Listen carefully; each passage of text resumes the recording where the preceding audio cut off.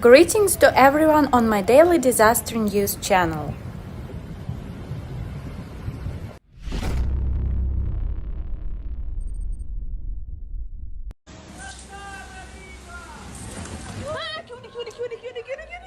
The information in the video shows an incident on the 11th of February 2023 in Scaletta San Clea, Sicily, Italy.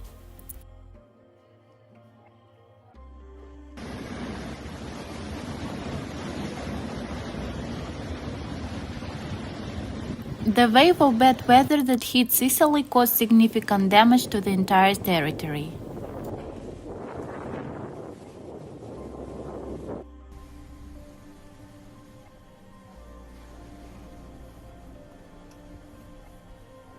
Schools have been closed in various provinces.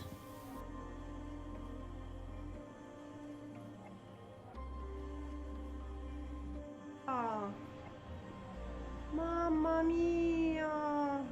Rushing storm surges drove waves straight into the population centers, causing significant damage to both public and private property.